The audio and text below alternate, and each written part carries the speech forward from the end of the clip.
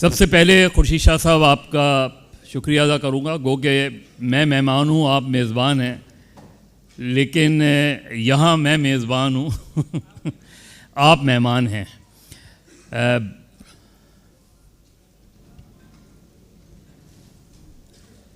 पिछले 16 महीने आप पर कैसे गुजरे?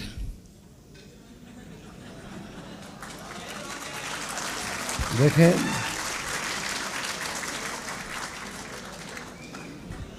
यही बात होती है आम आदमी में और पॉलिटिशियन में। पॉलिटिशियन बेचारा जवाबदेह होता है पब्लिक के आगे।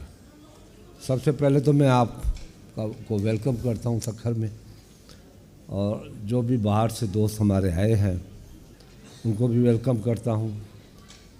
और मुझे खुशी है कि आज हमारे शहर में IIBA में आप सब तशरीफ़ लाए। अल्हम्दुलिल्लाह आज हमारा IIBA एक उस पोजीशन में है कि पाकिस्तान के बच्चे यहाँ आते हैं।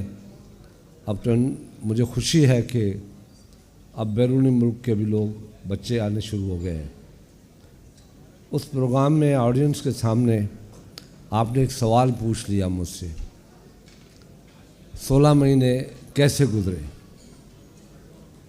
वैसे ही गुजरे जैसे आज गुजर रहे हैं, वही भागम भाग। सबसे बड़ी ख़तरनाक बात ये होती है कि सियासतदान के सामने टारगेट्स होते हैं। उस टारगेट को अचीव करने के लिए उनको टाइम की ज़रूरत होती है। 16 महीने में जो हमारे पास टारगेट था वो सिर्फ ये था कि आइन के तहत पार्लियामेंट के जो 5 साल है वो पूरे किए जाएं। रोज़मर्रा के जो मसाइल हैं उनको देखा जाए। कोई हुकूमत 16 महीना काम नहीं कर सकती। आपको इस चीज़ का एक्सपीरियंस है कि टाइम लिमिट क्यों दिया जाता है।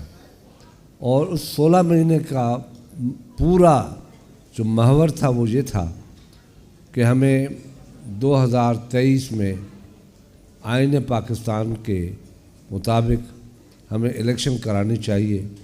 और पाकिस्तान के जो मसाइल हैं जो बहुत उलझे हुए हैं, बहुत ख़तरनाक है, स्पेशली जो इकोनॉमी है हमारी, जो ठीक हो सकती है अगर हम सही प्लानिंग करें। इसमें से मैं आपको बड़े वसूख से कहना चाहता हूँ कि कोई मुश्किल नहीं कि पाकिस्तान की इकोनॉमी ठीक ना हो, मगर कहाँ पे ख़राबी है, क्यों कर ख़राबी है, क्यों ऐसा हुआ है, इसकी बहुत बड़ी स्टोरी है। न आप ऐसा सवाल कर सकते हैं न मैं ऐसा जवाब दे सकता हूँ। वो आप भी समझते हैं मैं क्या कहना चाहता हूँ, क्योंकि जवाबदार सियासतदान है, बाकी 30 साल वाले नहीं हैं, 40 साल वाले नहीं हैं। अच्छा, अगर मैं आपसे ऐसा सवाल कर लूँ तो आप मुझे ये यकीन दिलाएं कि आप वैसा ही जवाब देंगे? सवाल कर लें। पीपल्स पार्टी पाकिस्तान की मजमूई तौर पे और सिंध की ख़ास तौर पे, सिंध की सबसे बड़ी जमात, 15 साल मुतवातिर हुकूमत, उसके अलावा भी मुख्तलिफ अदवार रहे। आप इस पार्टी को ख़त्म करने की भी बड़ी कोशिशें हुई, सारी चीज़ें।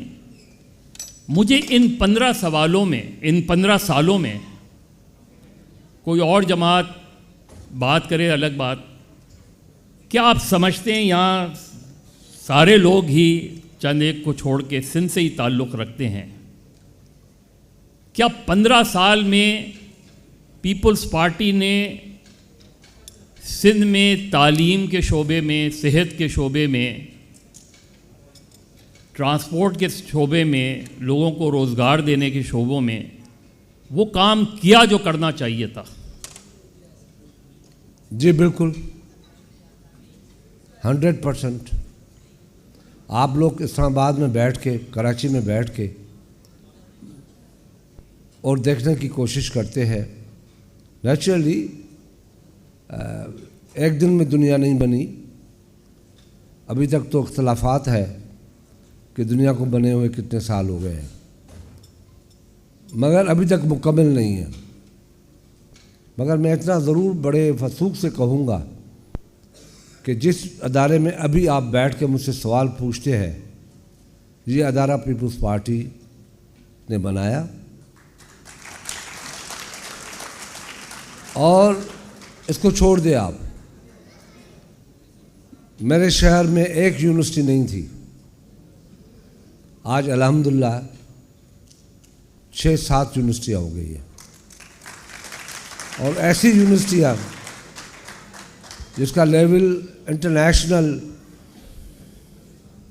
रैंकिंग से कम नहीं। आप जहाँ से निकले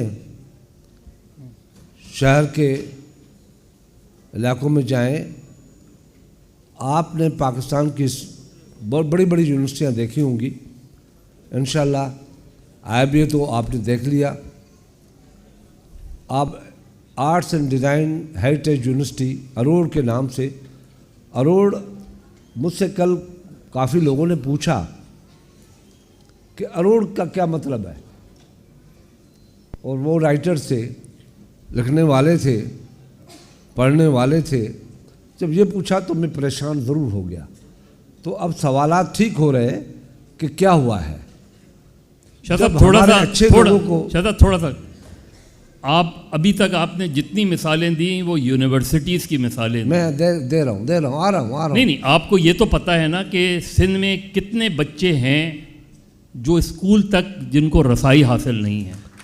बिल्कुल, उसी पे भी आ रहा है। क्योंकि हम कुएं से नहीं निकलते, हमें दरिया में जाना चाहिए। कुएं से निकले आप, रास्ते निकालें आप, चलें। हम लोगों ने उन जगहों पे बॉर्डर्स पे जाके स्कूल बनाए हैं जिनको मैंने IBA के हवाले किया है और फ्यूचर में करना चाहता हूँ। मैं सिर्फ सखर में बैठे यहाँ का बाकी जवाब भी लोग आपको देंगे, क्योंकि मैंने देखे नहीं है। ये भी आपकी सही बात है कि बहुत से बच्चे बच्चियाँ एजुकेशन से बाहर है। हमारा लिटरेसी एवरेज रेशो जो है, जिसको मैं मानता हूँ कि लिटरेसी क्या होती है, एवरेज क्या होती है, जिसको मैं समझता हूँ, वो 40 से 42% नहीं है। हम आजकल बड़े वसूख से, बड़े दावे के साथ कहते हैं कि 60-70% नहीं। साइन करना, अखबार को पढ़ना लिटरेसी नहीं है। जैसे इल्म और एजुकेशन में फ़र्क है कि इल्म क्या होता है और एजुकेशन क्या होती है, इन दोनों में बड़ा फ़र्क है। आप के पास इल्म यह है जिसको हम नॉलेज कहते हैं, एजुकेशन तो पढ़ने को कहते हैं कि ABCD भी पढ़ ली, BA कर लिया, मगर उसके साथ नॉलेज नहीं है। तो ऐसे ही आपको मैं बता रहा हूँ कि हमारे बच्चे काफ़ी तादाद में, मगर मैं आगे जाने से पहले एक और बात भी कहता चलूँ, बड़ी रिलेटेड है इकोनॉमी से। फिर आता हूँ आपके सवाल को, तो मैं टाइम लेना चाहता हूँ, ये बोर हो जाए फिर जान मेरी छोड़ेंगे। तो सवाल भी उन्हीं लोगों के लिए किया हाँ, गया। मैं उनको बता रहा हूँ कि जिस मुल्क में 51% पॉपुलेशन घर में बैठी रहे, 51% पॉपुलेशन, उस मुल्क को कहें कि आपकी इकोनॉमी ठीक नहीं है, वो कैसे होगी? वो तो नहीं होगी। तो पहले आपको उन बच्चियों को बाहर निकालना है जिनको एजुकेशन देनी है। Basic education is a natural problem है। बेसिक एजुकेशन, आप बेसिक एजुकेशन कहते हैं प्राइमरी को, मैं बेसिक एजुकेशन कहता हूँ माँ की गोद को। फ़र्क ये है, अब आपकी बच्चियाँ नहीं हैं, ये हमारी रिस्पॉन्सिबिलिटी आती है। ये आज का काम नहीं है, इसको चलना चाहिए। आज मैंने बिल्कुल ऐसी एरिया पे, जापान ने मुझे स्कूल बना के दिया, कंधरा से भी दूर एक इलाका है, वहाँ 400-500 बच्चियों का स्कूल बना है, जहाँ जो मैंने IBA के हवाले कर दिया। मैंने सालापट में एक top of the list school बनाया है जो भी IBA को देने जा रहे हैं। हमने उबावड़ों में, घोटकी में, खैरपुर में IBA को स्कूल दिए, प्राइमरी स्कूल भी, रानीपुर में, संगरार में और हमारी मुबारकपुर, ठेकराटो, कॉर्नर साइट बिल्कुल। और सोशल प्रोग्राम के तहत चलने वाले स्कूलों को भी हमने मदद की है। आपने शुरू में शाह साहब ये कहा कि जब मैंने आपसे ये सवाल किया था कि आप मुतमईन हैं, आपने कहा 100%, और अब आपने उस जवाब में खुद ही ये एडमिट किया। क्या 100% काम मैंने? जब मैंने आपसे पूछा था ना 15 साल की कारकर्दगी सेहत के शोबे में, 100% आपको जवाब दूंगा। नहीं आपने ये भी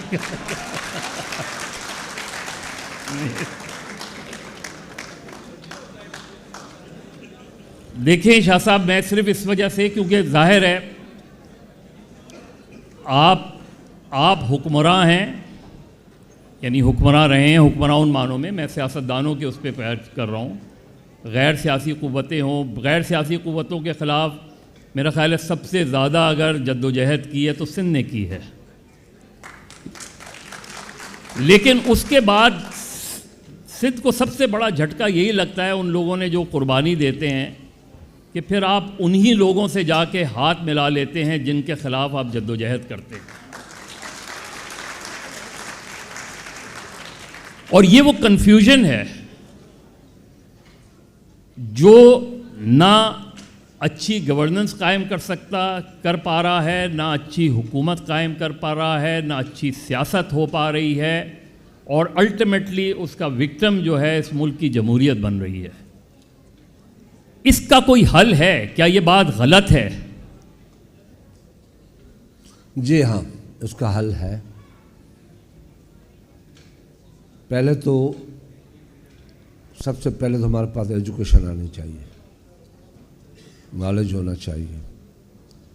हम झूठ पे बड़े खुश होते हैं। मैं एक मिसाल दे दूं,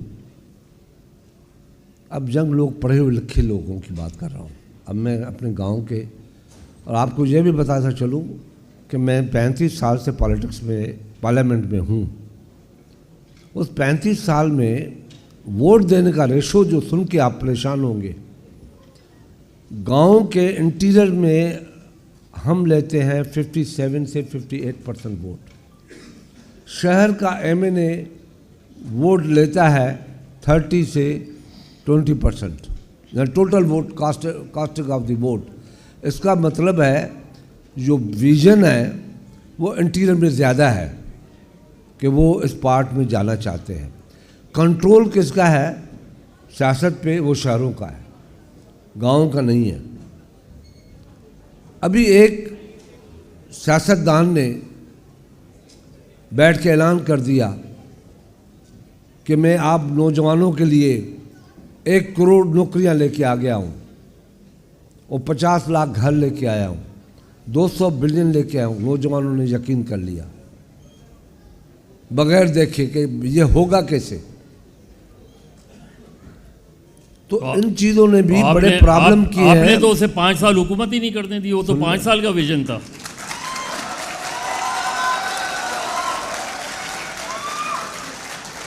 देखें, 5 साल, 3.5 साल में जो रिजल्ट न दे सके वो 16 महीने में रिजल्ट देगा। सर आप 50 जब नहीं, बात सुनने ना मेरी बात। शाह साहब आप 50 साल से, इतना बड़ा नारा है आपका, रोटी कपड़ा मकान।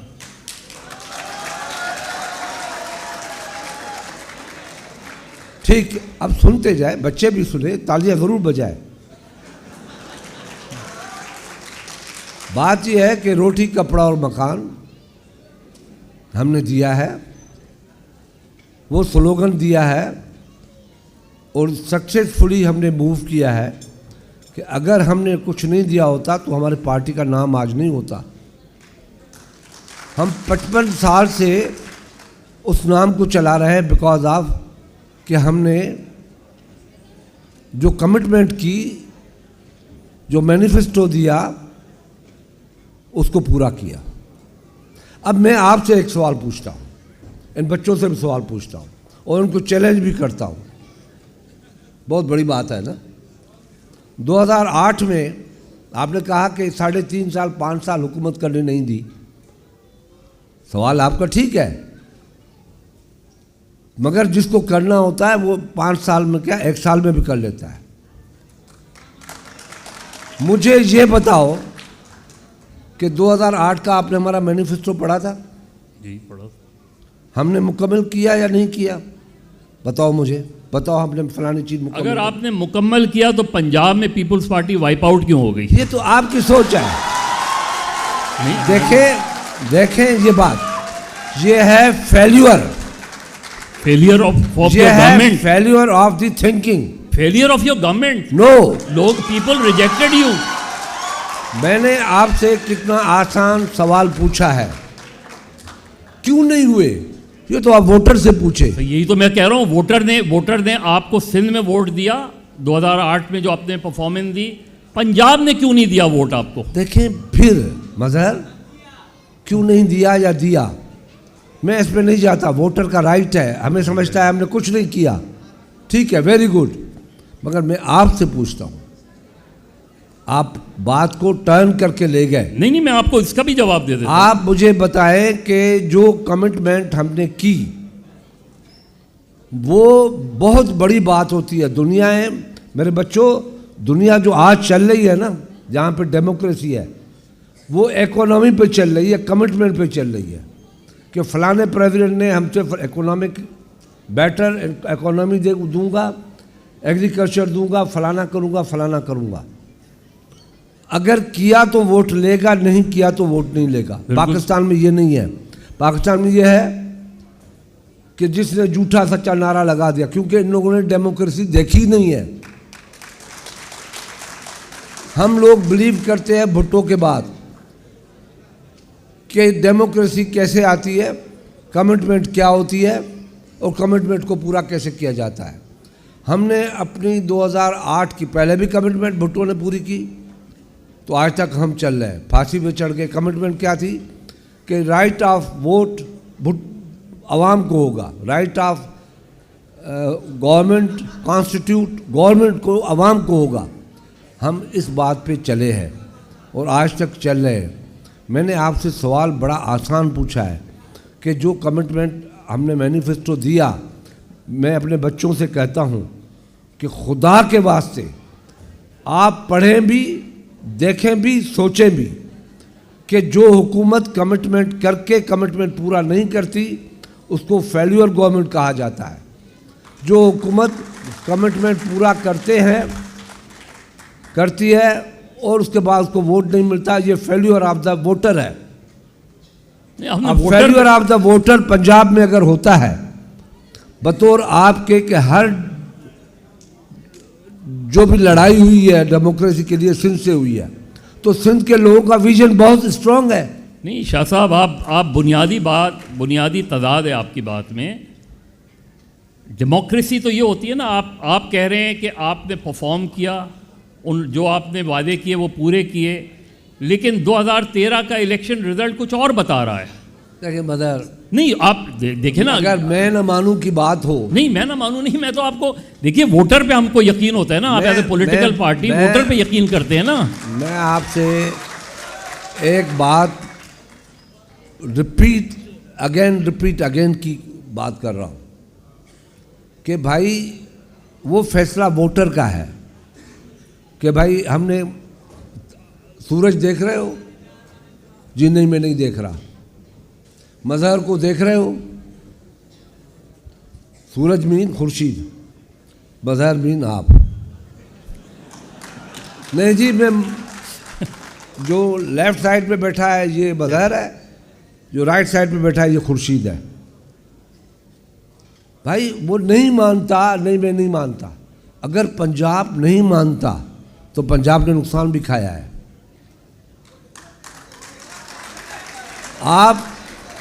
हमने इतने खतरनाक स्टेप लिए अपने कमिटमेंट को पूरा करने के लिए, जिसका तारीख में कभी खैबर पख्तूनख्वा का नाम सरहद से हटा के कॉन्स्टिट्यूशन में अमेंड करना कोई मजाक था?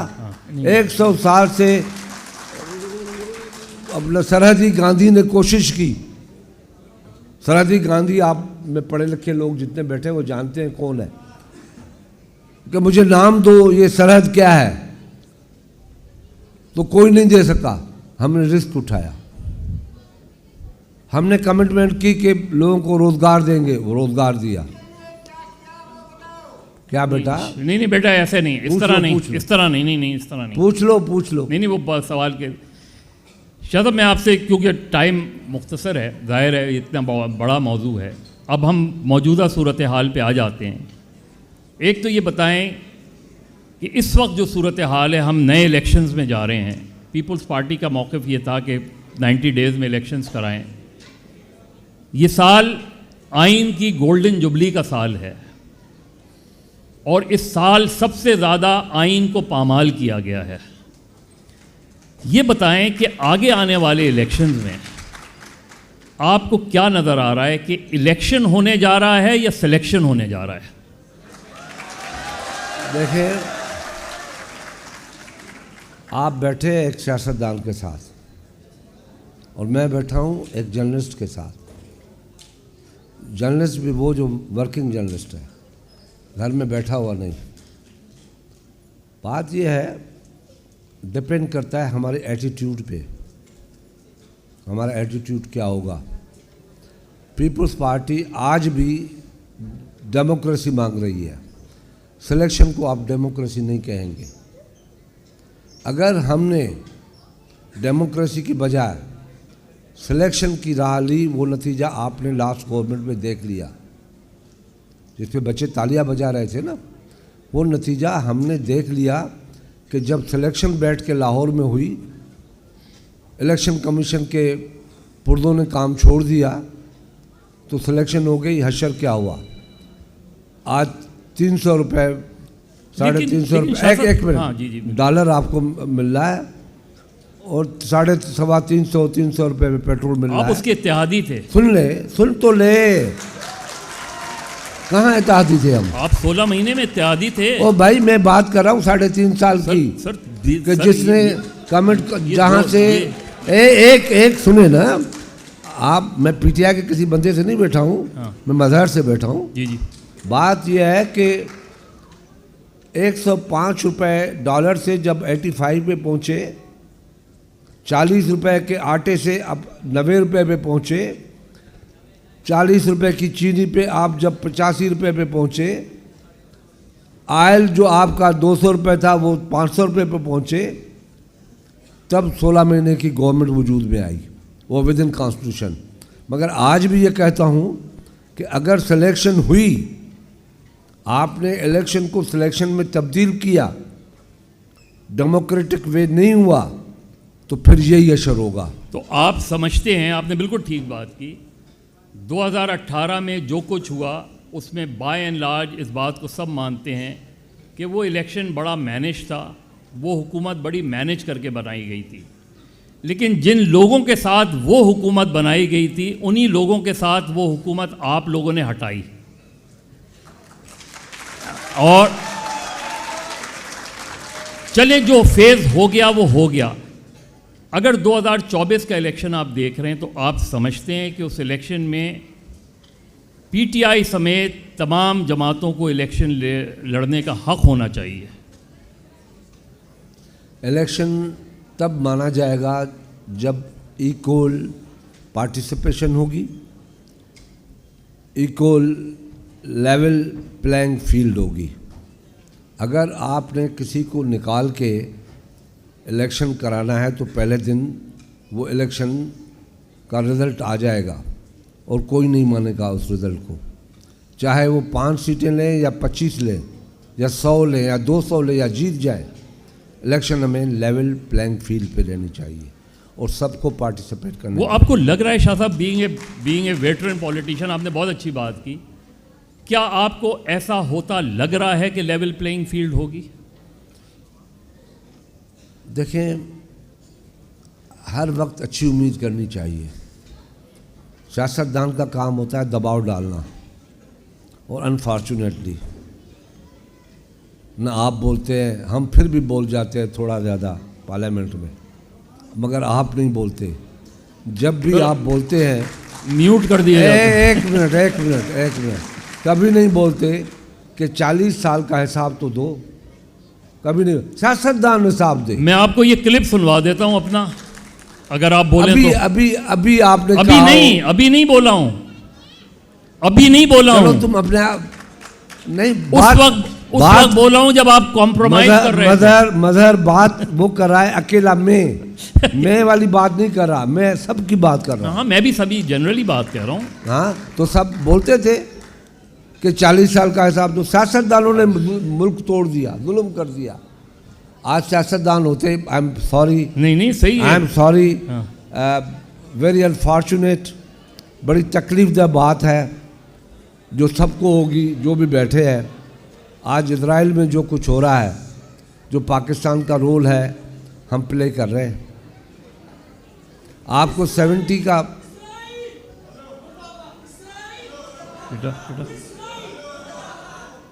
जो 70s में जंग लगी थी मिस्र की, आपको पता होगा, याद होगा। 2 दिन में इजराइल ने विथड्रॉ कर दिया था ट्रूप। 2 दिन के अंदर, एक दिन जंग लगी, दूसरे दिन जो कुछ हुआ, पाकिस्तान ने अपना रोल प्ले किया, भुट्टो ने रोल प्ले किया, तीसरे दिन जंग बंद हो गई। ये होती है लीडरशिप, पॉलिटिकल लीडरशिप। शायद भुट्टो तो बहुत बड़ा लीडर था। तो मैं कहता हूँ, आज आप जहाँ क्यों बैठे हो, हम क्यों बैठे हैं, हम क्यों सवाल करते हैं कि एजुकेशन नहीं है, खाना नहीं है। जिस गरीब मुल्क को रोटी न मिले, वो गरीब मुल्क 124 अरब डॉलर का लाश उठा ले, 81 के जंग में आपको धकेला जाए बगैर पूछे। और आज तक सवाल बाहर भी पूछा गया मुझसे कि सर अगवानी कब जाएंगे। मैंने कहा बहुत जाएंगे, वो 30 लाख जो दयाव लोग गले में डाल गया है वो नहीं जाएंगे, बाकी सब जाएंगे। आखिरी सवाल ये बता दें शाह साहब, आखिरी सवाल ये है, पाकिस्तान में 75 साल से इस्टेब्लिशमेंट का जो रोल रहा है वो हम सब पर वाज़ेह है। अफसोस उस वक्त होता है जब सियासतदान इस्टेब्लिशमेंट से कॉम्प्रोमाइज़ करके आते हैं या किसी दूसरे को गिराते हैं। आपके नज़दीक वाज़ेह तौर पे, और ये 24 जो 2024 का आपका मैनिफेस्टो होगा, क्या उसमें ये होगा इस्टेब्लिशमेंट का क्या रोल होना चाहिए और पॉलिटिशियन का क्या रोल होना चाहिए? अच्छा बात सुन लें, आप भी सुन लें। मजहर ने तो देखा भी था। You know Khurshid Shah? I know Khurshid Shah. The time, बहुत लॉन्ग टाइम। हाँ, ओके, जब पत्थर हाथ में होता था। 83। आप मेरे अपोजिशन का रोल एस्टेब्लिश के हक में था या खिलाफ था? नहीं, मैं तो आपको चाहता था आप चेयरमैन हो। ओहो, मेरी बात का जवाब तो दे। सर आप जैसे लोग, यही तो मसला है कि मैं अकेला था, मेरे पीछे कोई खड़ा होगा ना। सर आपके पीछे मेरी पार्टी खड़ी थी ना, उनका डट जा खुर्शीद शाह, राम भली करेगा। और खुर्शीद शाह डट गया। इस्टेब्लिशमेंट शाम को आ गई कि हमारा कोई ताल्लुक नहीं है। तो वो इस्टेब्लिशमेंट के साथ नवाज शरीफ को रोक के मैं रखा बैठा था ना। मेरे पर दबाव नहीं होगा, मगर मुझे ये कॉन्फिडेंस था कि डेमोक्रेसी को सेव करना चाहिए। डेमोक्रेसी को 15-20 हज़ार आदमी के सहारे पे न छोड़े के बाहर आ जाए और पार्लियामेंट को टॉयलेट रूम बना दें या धोबी घाट बना दें। तो मैं खड़ा हुआ, हम खड़े हुए हैं, मगर बहुत से लोग अभी तक नहीं खड़े हैं। एक शाह साहब बहुत ज़्यादा दो मुस्लिम लीग पर भी और पीपल्स पार्टी पे बहुत ज़्यादा तनकीद होती है। मेरा उसमें दूसरा पर्सपेक्टिव है। मोरूसी सियासत, मोरूसी सियासत सिर्फ यही नहीं कि भुट्टो और शरीफ का मसला वो है। ऐसा लग रहा है मोरूसी सियासत निचली सतह तक आ गई है। इस चीज़ को डिस्करेज होना चाहिए या इस चीज़ को इनकरेज करना चाहिए? एक बात बताओ कि मौरूसी सियासत सिर्फ पाकिस्तान में या दुनिया में भी है? अगर आप दुनिया की मिसाल देंगे तो अगर आपने अमेरिका की मिसाल दी तो वो एक प्रोसेस से आते हैं, वो इलेक्शन अपनी पार्टी का इलेक्शन लड़ते हैं। यहाँ तो पार्टी में इलेक्शन का तस्वुर ही नहीं है, उनकी नॉमिनेशंस होती हैं, फिर वो ऊपर वो बनते हैं। इंडिया, बांग्लादेश, हाँ नहीं तो क्या ये दुरुस्त, मैं तो आपसे एक बेसिक क्वेश्चन कर रहा हूँ, क्या ये दुरुस्त है या गलत है? नहीं, मैं अगर मौरूसी सियासत में उसका बेटा एक्टिव है, मूव करता है, related to people, contact to people, तो क्यों ना आए? पार्टी में तो आए पहले। हाँ, पहले पार्टी में तो आए सर। तो पार्टी में होगा ना। अगर पीपुल खुर्शीद शाह का बेटा पार्टी में नहीं होगा तो कहाँ होगा? जंगल में होगा? नहीं, वो तो दूसरी पार्टी में भी जा सकता है, ऐसी क्या बात है? जा सकता है तो इजीली गो। अच्छा, खुर्शीद शाह इस मरतबा इलेक्शन लड़ रहे हैं या नहीं लड़ रहे? क्यों नहीं लड़ रहा हूँ? मैंने अप्लाई किया, पार्टी टिकट देगी तो ठीक ठाक लड़ूंगा, नहीं देगी तो नहीं लड़ूंगा। बहुत शुक्रिया। मेरा ख्याल है खुर्शीद शाह साहब, क्योंकि कौमी असम्बली में बहैसियत कायदे इख्तिलाफ हिज़्ब इक़्तिदार के लोग भी मानते थे कि खुर्शीद शाह बहुत तहम्मुल से जवाब देते हैं, और आज उन्होंने साबित किया कि सख्त सवालों के जवाब भी। और मैं तो उन खुर्शीद शाह को जानता हूं जो 83 के MRD की मूवमेंट में उन्होंने जिस तरीके से स्ट्रगल की। सवाल ये है कि जब ज़ख्म ही नहीं बढ़ते तो फिर किसी ने यहाँ कौन सा कमाल किया।